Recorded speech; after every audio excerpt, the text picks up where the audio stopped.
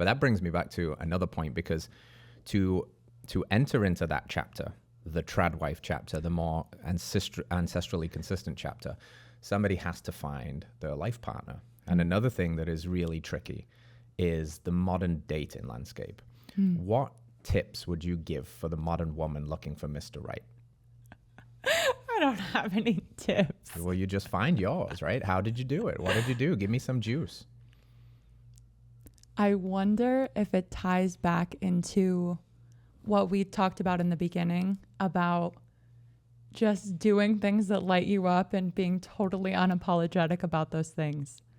I wonder, maybe community comes to you in the same way that your man or your woman or someone's significant other comes to them. But I don't know. Well, I think I have no idea. I've always had this idea that, because I've been in a relationship for a long time now. I've been married to my wife for almost 10 years. And I think that there is the word that sounds like you're saying there is something like authenticity. And we hear it all the time now, like, just be authentic.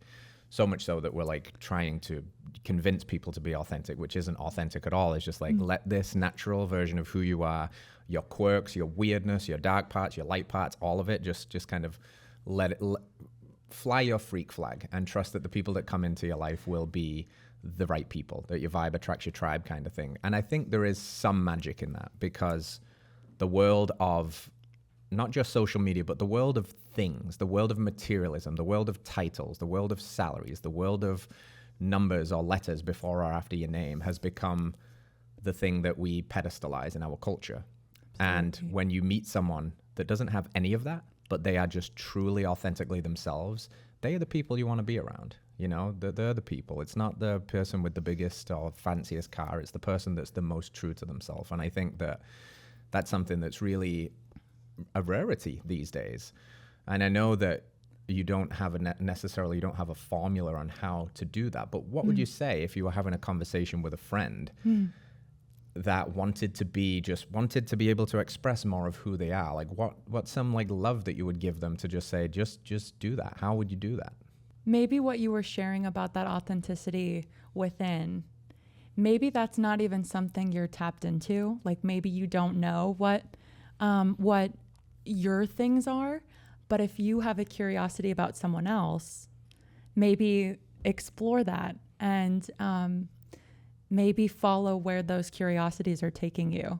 And if you meet someone who, like in my case, meeting someone who is just so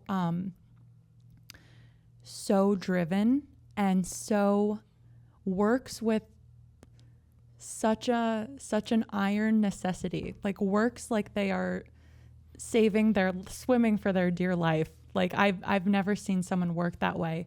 And so maybe looking for people who embody those things that you and yourself would like to emanate and to radiate those things. I mean, I wonder if it also goes back to like having really great teachers and meeting people who, in my case, like I met someone who I feel like is a true teacher in my life, and like how lucky. I feel like I am the richest woman in the world, really. Yeah. And is it luck, or is it your willingness and ability to understand and open yourself up to understanding that you can learn something from everybody? Like the neighbor that he was just a teacher, but he was just out there doing his thing, shining his light, and that illuminated a spark in you.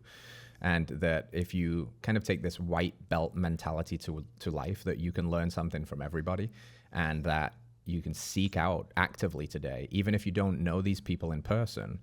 The beauty of the social media landscape is you can create a sphere that, whether it's podcasts or whether it's people you inspire online, of the kind of person you want to be. You absorb the values of your environment. And when you're around those people, whether they're hardworking or passionate or creative or fun or whatever it is, that by kind of like, it oozes into you. Like osmosis. Osmosis. That's how I feel like if I have, I'm developing like my home library and like just having good books around me. It is my utmost hope that the osmosis from all of these different books is just somehow it'll go there, working its magic into the old dome. What's the old line though? If you read books and you don't do anything with them, they are shelf help, not self help. Oh, so man. The osmosis thing, you have to actually read them, I think. All right, friends, thanks for tuning in to another episode of Radical Health Radio. We got a fresh new podcast for you every Wednesday. If you enjoyed the show, consider liking, subscribing, reviewing, and rating us on your podcast platform. It helps to spread this message of radical health. We'll see you next week.